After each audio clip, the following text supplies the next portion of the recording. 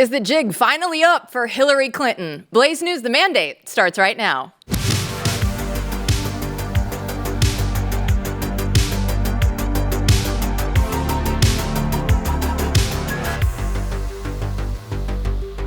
Welcome in, everyone. I'm Jill Savage, joined with Editor-in-Chief Matthew Peterson. Great day in Dallas. I'm glad to hear we're going to talk about how you can mess with Texas later. You absolutely can mess with Texas. You can mess with D.C. too. Nobody's ever trying to deny that, but that's where our politics editor, Chris Bedford, is located. I hope you had a good long weekend, Bedford. I didn't have a good long weekend. A little bit too long. I mean, too late in going to bed and a little too early in getting up. But that's unleashing on family life. That's awesome. Well, the news actually never sleeps. And this weekend, we had CIA Director John Ratcliffe drop a major hint on Fox's Maria Bartiromo, and that some explosive revelations about Russiagate may be on the way. Part of what came out last week was about how John Brennan, Clapper, Comey, they all pushed the known fake Steele dossier into intelligence community assessments and as the basis for Crossfire Hurricane and all that. But what hasn't come out yet and what's going to come out is the underlying intelligence that I have spent the last few months making recommendations about final declassification and sent that to the Department of Justice that will come out in the John Durham report classified annex. And what that intelligence shows, Maria, is that part of this was a Hillary Clinton plan, but part of it was an FBI plan to be an accelerant to that fake Steele dossier, to those fake Russia collusion claims by pouring oil on the fire, by amplifying the lie and burying the truth of what Hillary Clinton was up to. I mean, they were going through and pouring oil on the fire, amplifying the lie, MP. Who would have thought that our intelligence agencies would actually go through and try and make the worst things even worse? It's shocking. I know. It's not shocking, actually, to anyone watching this show. It's something we know, but it's very important to document, and that is the political origins of all of this and the way in which the intelligence was used politically. I mean, Fox News is also reporting today that U.S. intelligence had credible sources indicating that the FBI would play a role in all of this before Crossfire Hurricane. In other words, people were talking and people knew that this was going to happen outside the United States because the intelligence community was working together with them, right, to start building the narrative. So I think the sum total of the weekend was there is more to come. There still is a case that's building, and it's very good to see the CIA director out there actively talking about this on the record. So we see from from John Ratcliffe that they were going through and the narrative was intentionally being manipulated, right? So what do we actually go through, Chris, when we look at this? That if we have narratives from our intel that is actively being manipulated, we know this happens, but how do you ever restore truth to anything that these agencies are doing? Have to depoliticize them completely, and that's going to take purging a lot of the FBI DC headquarters and going through the leadership of other intelligence agencies as well. I mean, there's a precedent for it in the United States. I don't think we're there yet. I don't think we're at a place because Democrats have gone so far off the deep end and Republicans are fighting back now that there's not any opportunity for bipartisanship. But decades ago, the Church Committee was bipartisan, Republicans and Democrats, that really dug into CIA operations in the United States, politicization at the FBI, and all these different things that were just completely wild. How closely they were working with powerful politicians to try and protect narratives, protect reputations, shore up power, do things that were illegal and outside of Congress's jurisdiction. And they were able to do that because they had that jurisdiction. And that's what led to the depoliticized FBI as a law enforcement agency that we largely grew up with. That committee's recommendations and how they were followed is how you ended up with the FBI of Silence of the Lambs, or the FBI that we saw investigating terror around the country, or taking down criminals and taking down human child trafficking rings. That's the kind of FBI that you want to see. But after 9/11, that started to shift again, and domestic surveillance started to increase pretty dramatically with congressional oversight.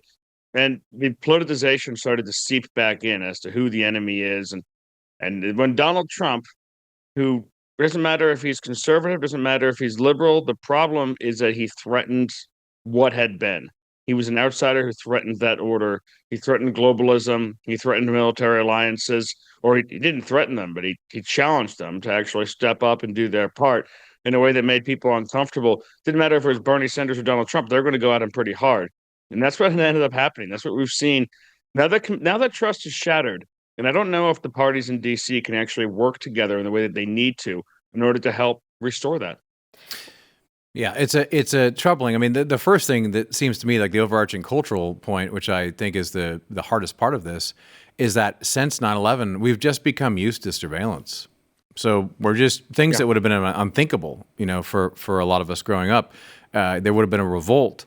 We're just used to the government seeing everything because the technology is such, digital technology is such that you can record everything. And so it is recorded. And that is something that we would have to rebel against as a people in order to, stop a lot of this. If there's a box in the government, you can go up to and type someone's name and see all their stuff.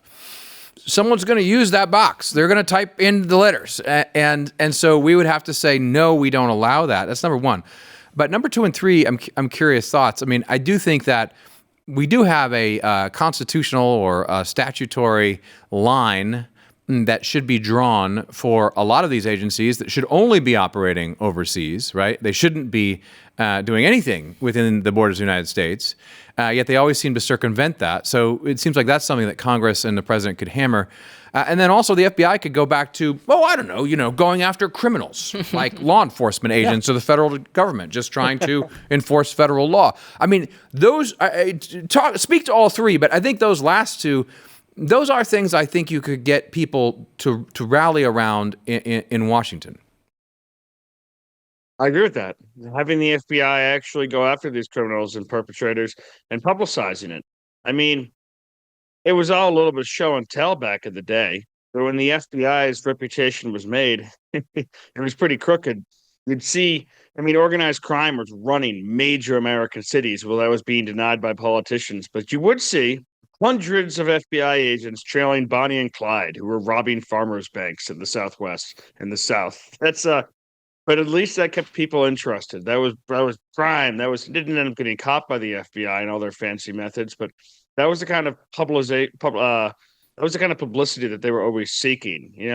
And some of it was propagandist for sure. Like you could walk into the Five and Dime even when I was a kid and buy an FBI kit. That was a little cap gun with a stick and a badge. And maybe a flashlight or something, or handcuffs or something like that. But that kind of FBI, heroic FBI, has been replaced with a much more white collar FBI, and we've discovered this a lot through our reporting at the Blaze. And Peterson, you've really led a lot of this effort. That there's such a break between the people who are the FBI and DOJ who go into management, as opposed to those who continue working on cases. There's a difference between those people who they say aren't actually good enough to be FBI field agents, aren't actually good enough to solve crime. So what do? They become the bosses and the supervisors. They go to Washington. They get in the career promotion track. They try to rise up. They try to kiss Rivers' butt as necessary. It gets extremely political extremely quickly. Meanwhile, the guys who are actually joined to become police officers, to become investigators, to solve crimes and help people, they're stuck floundering under this stupid leadership in a lot of places, incompetent leadership in a lot of places, who are just constantly getting in the way with their politics. And fixing that culture is going to be essential. And that's actually something that Patel and Bongino have talked a lot about, and focusing on that, which is important. Well, the CIA and ODNI, they're all like, hey, we're turning these documents over. DOJ, it's your turn. Go ahead. Take them. Please do something with them.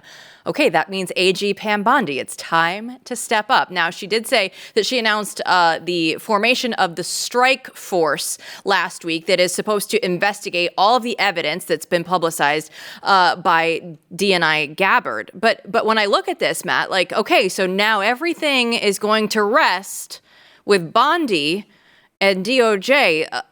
Please make this one different than the last few that we've seen. Well, I mean, the pressure is certainly on. As Chris has detailed before, this is not going to be easy because, first off, I mean, you have statute of limitations problems. So some of this stuff happened a long time ago. This is a tricky business to actually prosecute. Nonetheless, I believe that if lawyers get creative, there's nothing they can't do. And I really think that there are a lot of things that certainly she should take action on and can take action on.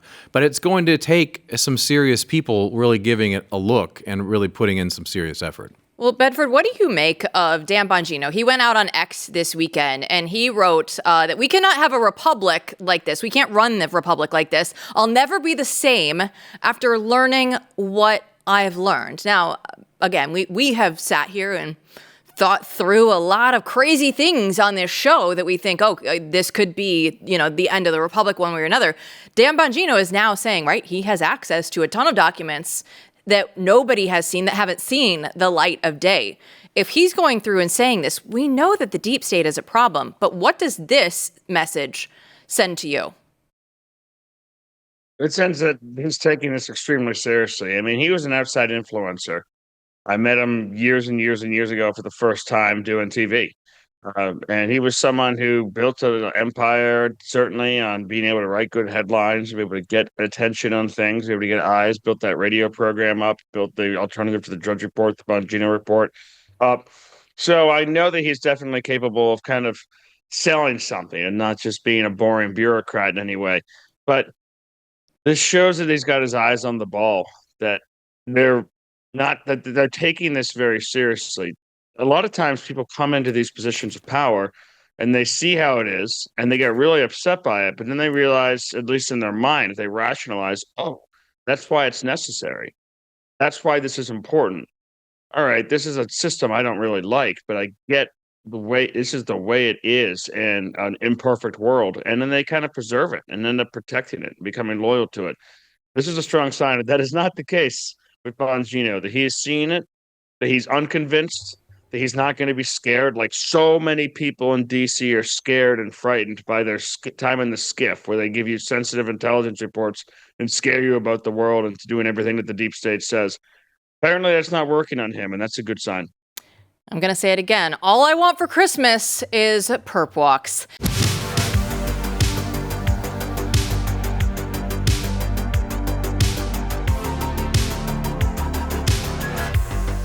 Well, since President Trump was sworn in, his administration has made a lot of progress, and they've done so very quickly. But they're focused on restoring America. They can't actually focus on protecting your personal savings. That's still your responsibility. One of the smartest ways to safeguard what you've worked for is through diversification, especially with gold. And look at our trusted friends over at Birch Gold Group. In just the last 12 months, gold's value has increased by 40%. And central banks around the world are driving up demand even higher by buying up gold in record amounts. We know the global instability and geopolitical tension are at their highest that they've been in decades. That's why Birch Gold makes owning physical gold extremely easy. You can convert an existing IRA or 401k into a tax-sheltered IRA backed by real gold, or simply purchase physical gold to store in your own home. All you have to do is text my name, Jill, to the number 989898, and Birch Gold will send you a free info kit on gold. There's no obligation, only useful information. They have an A+ rating from the Better Business Bureau and tens of thousands of happy customers. Take control of protecting your savings today. Text my name, Jill, to 989898.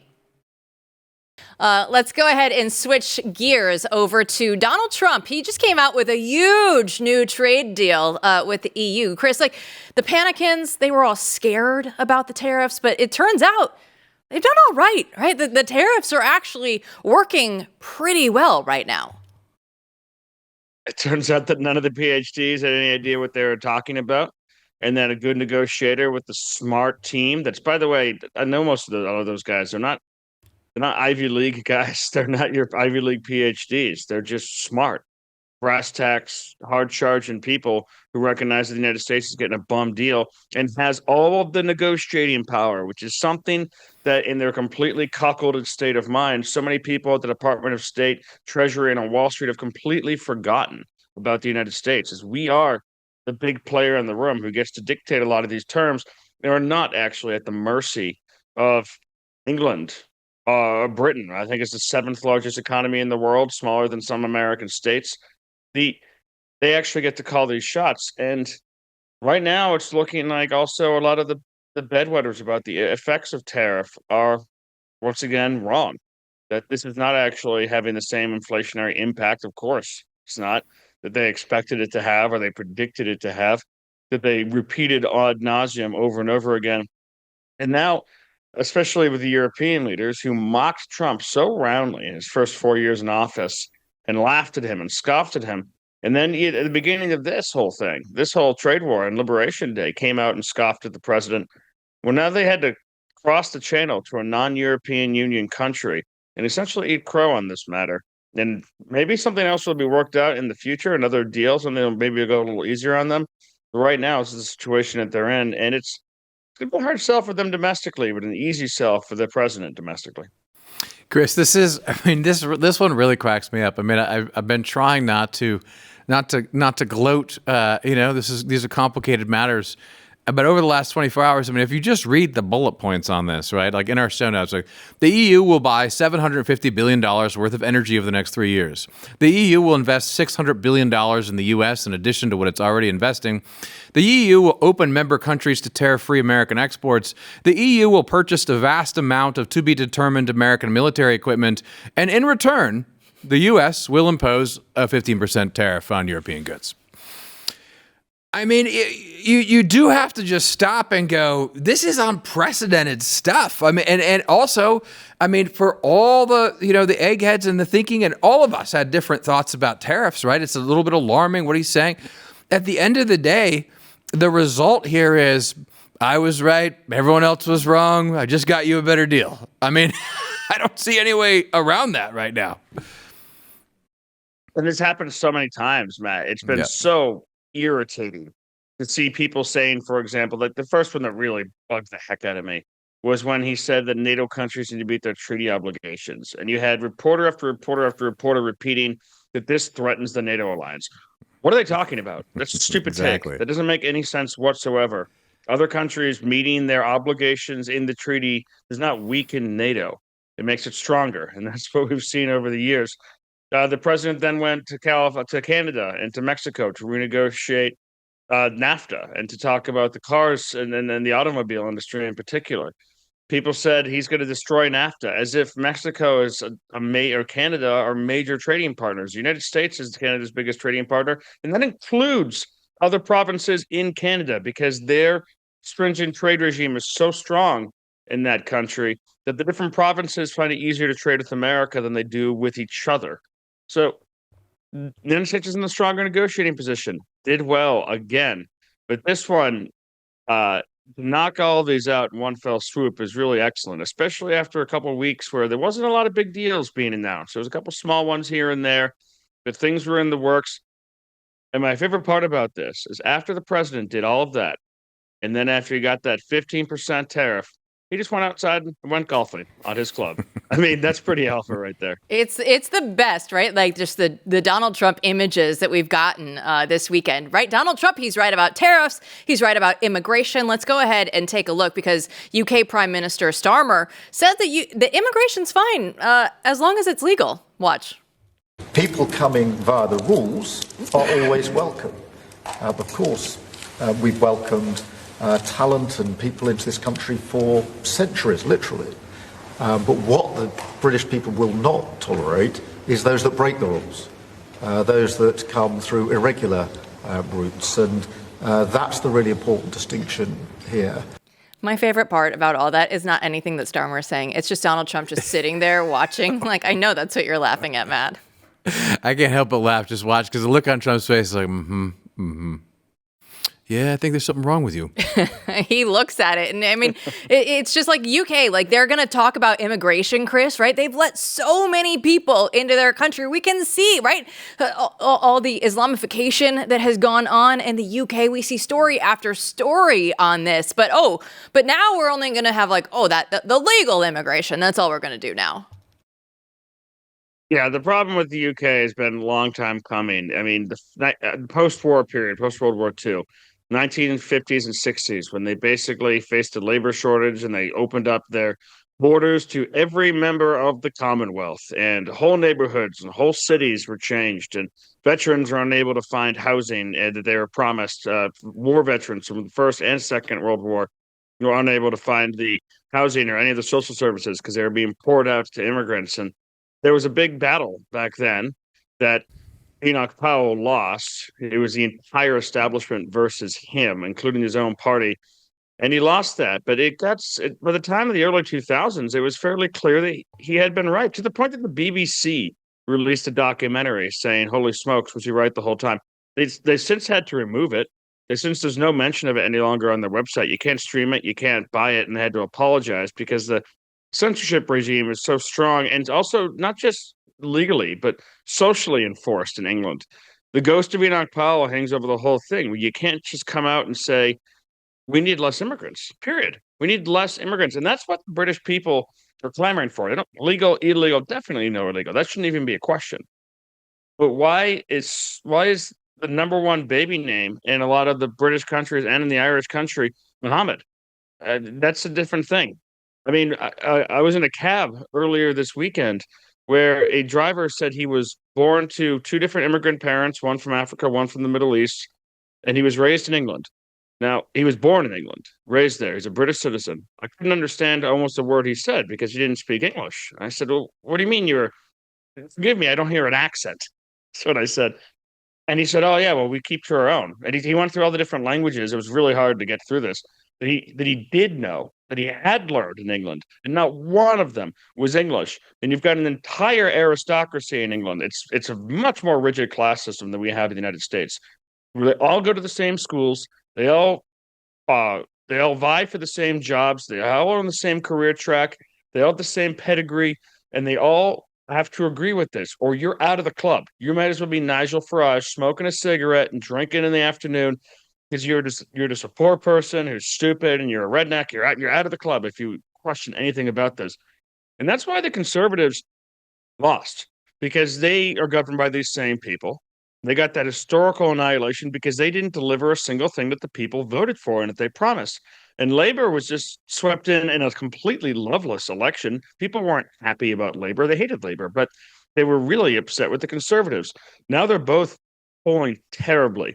And Nigel Farage's Reform Party, well, I don't think that they're going to be holding the parliamentary election for a couple of years now because they are afraid of what he'll do. I listened to your story about the Uber driver and the John Hand meme where he's standing in front of the whiteboard. Hear me out. We speak English. That's all I can think of. Like, you're in England, you're in the United States, like English. We did this. It's an executive order by Donald Trump as the official language. Everybody, please take note. But you also mentioned censorship. Let's go ahead and take a look at Starmer talking about free speech in the UK. This country is a proud, free speech in this country has been for a very long time. We're very, very proud of it. We will protect it forever. I'm sorry. What? Is that true? Are you actually protecting free speech? Because I think that we saw J.D. Vance go over and give one heck of a speech over there just a few months ago addressing the lack of freedom in their speech right now. Yeah, you're being arrested for internet memes. Matt, you can write on this too, but people are being investigated and arrested for posting offensive internet jokes. That is the state of England right now and the free speech that they have.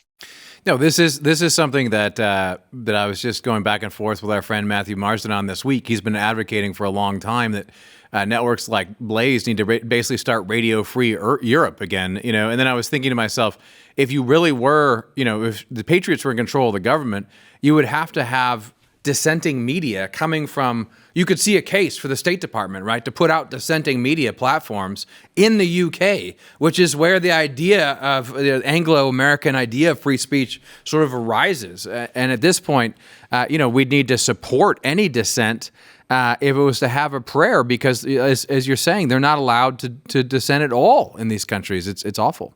Bedford, final note. What's your favorite meme? What will get you in the most trouble right now if you were in the UK? Oh, I don't even share that stuff with my closest family. You have to be in order to learn the evil meme wars I like is someone I message on Instagram. Okay. Fair enough. That's a wild place. Fair enough. Fair enough. I thought, maybe we could get meme wars happening here on the mandate. You want to get Bedford banned in the UK? The man still wants to be able to go to London if he needs to. He's not going over there yet. I don't know. I don't know your travel schedule, but I think we're safe for a while. Scotland. That's my country. All right, Bedford. We'll see you back here tomorrow. See you then. No more memes on the show. Well, actually, there might be a few coming up later. But first, we'll get to Andy Roth and the State Freedom Caucus next.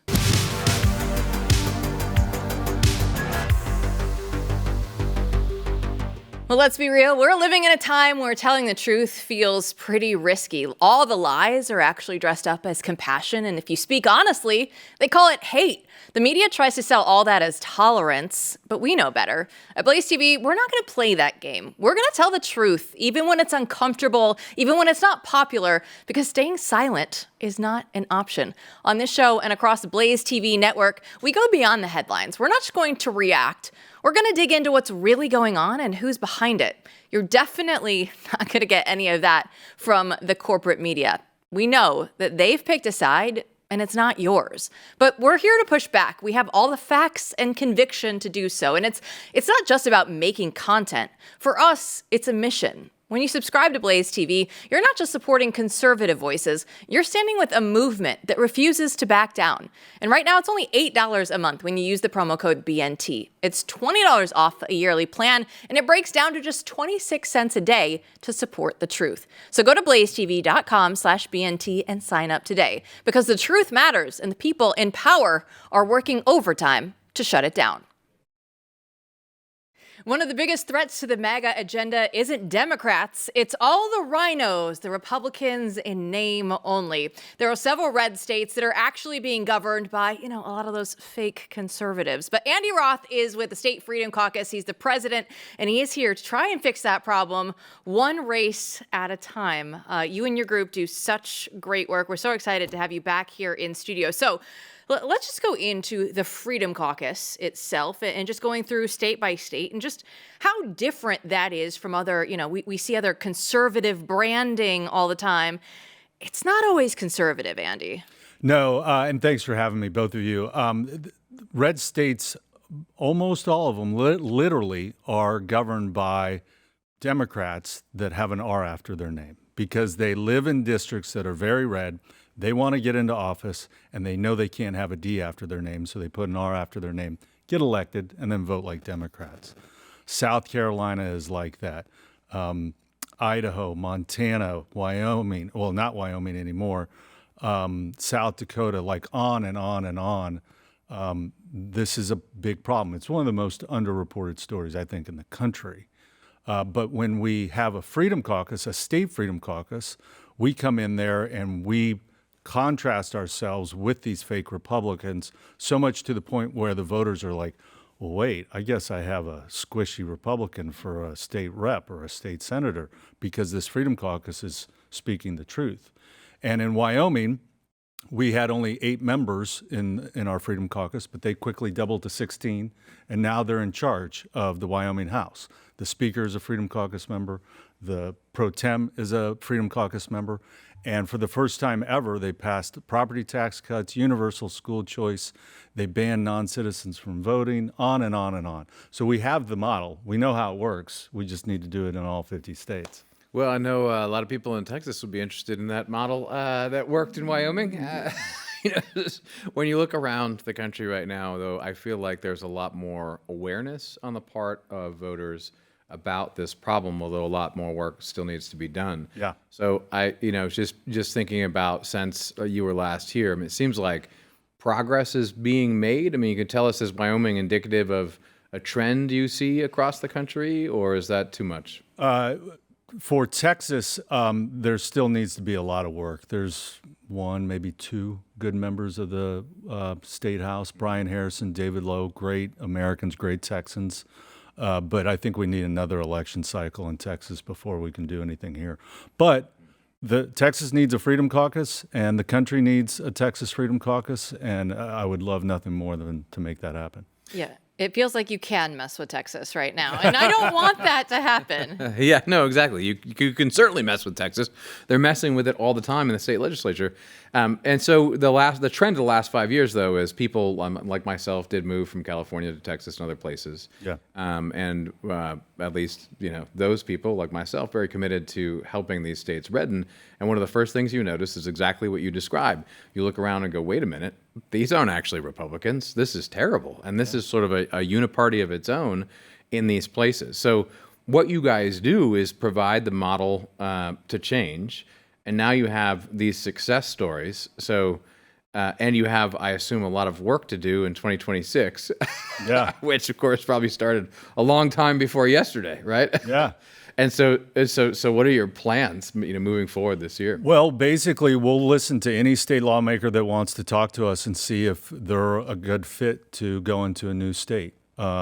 Texas, in particular, last year during the primaries, you were wildly successful. A lot of freshmen got elected. We thought we could put together a Texas Freedom Caucus, and then most of them flaked out. Mm-hmm. And you're right. There is growing awareness. That's why those elections went the way they did. But the swamp never sleeps, and they will always, always, always fight back. So we have to just punch twice as hard and as often if we're going to get ahead. Let's get into two states in particular, Yes. with South Carolina and Arizona, because you put up a post on X saying, go Ralph, when Ralph Norman and Andy Biggs, statewide in states, when they have their own freedom caucuses. It's not a coincidence. It's of movement. So take us into these two races. Well, so let me back up just a little bit. There's that meme that has the human brain, and it lights up more and more until you've got full enlightenment. So you get to the galaxy brain, yes. A state that doesn't have a Freedom Caucus in it is like the brain is barely lit. I love this. So then the next step is you need a Freedom Caucus, and then the brain starts to light up a little bit more. And then you have a state take over the state house, like in Wyoming, and then it's really starting to pulse. Mm-hmm. The true magic, though, when full enlightenment occurs, is when you have a state Freedom Caucus and a Freedom Caucus governor. And when you have those two things, you're virtually unstoppable. Ralph Norman in South Carolina just announced for governor over the weekend. He has been a member in good standing with the House Freedom Caucus. I love him like a brother. He's amazing. I think he's going to go in there, and spending is his number one issue. So I can see him doging that entire state up and down. And there's a lot of corruption in Columbia, South Carolina. It's run by trial lawyers. It's awful. And then Andy Biggs, another member of the House Freedom Caucus, he's running for governor in Arizona. Arizona is one of the most important states in the union because it's purple and because it goes back and forth on presidential races. Mm-hmm. He has the ability to turn that brick red. And the one thing that Andy Biggs told me, which I still remember like it was yesterday, was when he was first elected to Congress, he said, Andy, in order to be successful, you need to know that everybody is going to lie to you. And once you know that, then you can fight, because it's all about being buddies with the different lawmakers in a legislative chamber. And that's not the goal. The goal is to limit the size and scope of government. And as long as you have that focus, you're unstoppable. The goal is to actually win. That's a really strange concept. I don't know where you got that from. South Carolina is always of interest to me because this is a place where, I mean, it really should be, I want to say famously, but it should be known to more people than it is, where the Republican Party has been a disaster. Or Republican candidates, let's say, Republican office holders, whether they be in the Senate or elsewhere, have been terrible on so many issues. And it's the poster child for what you're talking about, right? South Carolina is a place where you assume it's redder than red. It's supposed to be a bunch of hard right people, and yet they're represented by people who are really the worst, fakers out there. State politics there, I hear, is crazy. So if you have someone who is a legit candidate who really cares about getting it done, like Norman, running, he's got to have some obstacles in his way on the path to victory. Yeah, I mean, the Attorney General there, who's very much a part of the swamp, is probably going to run. The Lieutenant Governor could run. The good thing about South Carolina politics is that they have runoffs, which is good. So the top two finishers have to go into a runoff. The bad thing about South Carolina politics, which is why Lindsey Graham always gets reelected, is because they don't have fully closed Republican primaries. So Democrats who feel like a Democrat has no shot of winning statewide will vote in the primary and the runoff. That is something that we could change if Governor Norman is elected. Well, and Tom Tillis isn't running again this time around. So I think that's an interesting dynamic, right? Every time he would go on X, he would get ratioed, right? He would be like, oh, I'm just for like sunshine today. And they'd be like, Tom Tillis, we are not putting up with this. We know all the crap that you're saying. So it does feel like there's a movement going on, right? We know it's just MAGA. We know there's like so much, but I feel like there's a heightened interest right now, even just state by state. Are you seeing that? Yeah, I mean, there's definitely a groundswell. The problem is we need really good candidates to run, and we've got that with Biggs and Norman. But other states or other U.S. senators, it's very expensive to run. That's what I'm looking forward to the most over the next several months is these candidates to step up and run against, or for the seat for Tom Tillis's seat and that sort of thing. Because we need to fill Congress back up with good, solid conservatives. Well, let's talk about Arizona a little bit more because this is, as you said, a very significant state. This is a battleground, right? It's a war zone and has been since before 2020. But since 2020, I mean, this is a place that is ground zero, right? But with Biggs, you have someone who's a founding member of the House Freedom Caucus. You have someone who is known nationally. So that's really exciting. What kind of obstacles do you think he's going to face, though? This is not going to be an easy thing. Well, he does have a primary, and his opponent was initially endorsed by Trump, and then Biggs got into the race. She proved to be and remains an incompetent campaigner. Trump saw that, and then he decided to endorse Biggs as well. So I think he does have a path to victory. Arizona, even though they call it a purple state, I think to its core is a red state. And Biggs is the kind of person that will attract those people to the polls. I will say one other thing. The Arizona Freedom Caucus, they're made up of state senators and state reps, but a former member ran for Maricopa County Recorder. And I know when people hear that, they're like, oh, county recorder. What is that, like a notch above, dog catcher? The Maricopa County Recorder is in charge of all elections and all voter registration in, I think, the second or third largest county in the country. And an Arizona Freedom Caucus member ran for that, won it, and he reduced the voter rolls of all names that have been inactive or been found to be illegal. He got rid of all that. And then he's also cleaning up the way the elections operate.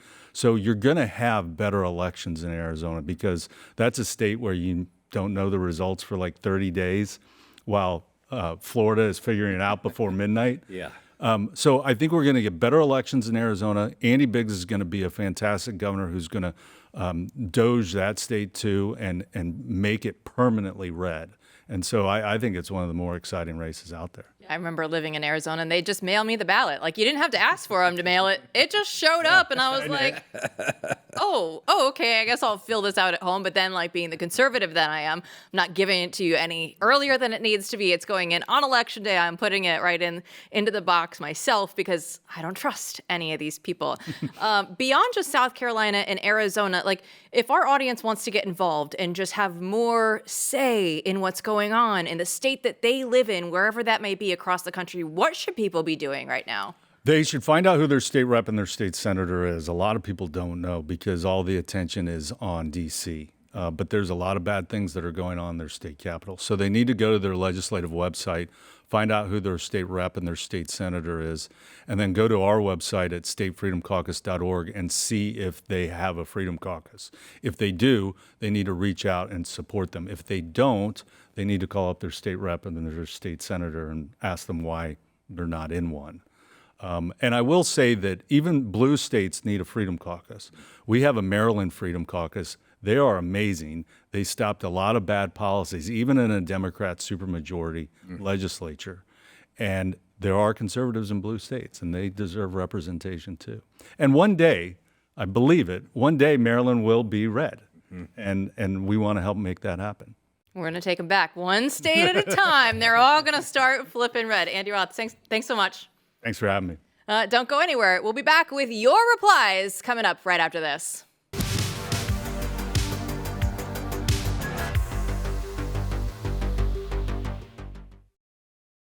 Well, over the weekend, I could not believe this actually happened. We truly live in the best timeline when the President of the United States puts memes up like this. We looked at this and just look at Donald Trump going after Barack Obama in the OJ white Bronco.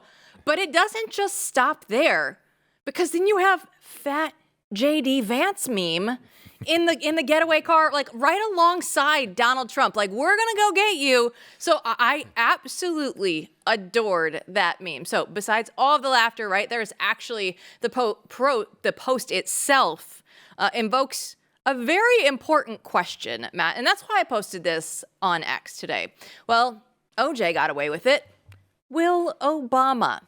Let's go ahead and start off with the replies. Wrecked Rhetoric starts us off. If the wallet's legit, you must acquit. Hashtag buy a verdict. I appreciate that so much, because that was like, I don't know, I was probably in like 5th grade when the OJ verdict came down, and we were all in recess and we were all like, what happened? Oh, yeah. And that was just the center of everybody's universe at that point in time. Those gloves fit. Good reply. Good reply. Also, we have to note that JD Vance blessed this meme as well, right? He thought it was funny seeing the fat JD Vance in there. He thought that was hilarious. Let's get to Kyle, who wrote that my meme says it all. They say that the first arrest would shock the world. Hell, at this point, any arrest would shock us. That is very true. I knew we would have another meme in the show. I don't know if that one would be allowed in the UK right now or not, with their new rules that they have, with their free speech that they allow. But that's a pretty funny one. Yes. And it's funny. Let's just go right to the point, because what you're not supposed to say is that Barack Hussein Obama is more protected than almost any politician in the nation's history. I mean, this guy has people die outside of his home, and no one asks even basic questions. Not saying I think anything bad happened, but journalists wouldn't even ask questions about that, like why the cook dies in 8 feet of water. I mean, it's a very, very strange world in which you have someone who lives in such a bubble, and I think people are tired of that. Antonius Pius replied, AP, let's go with AP.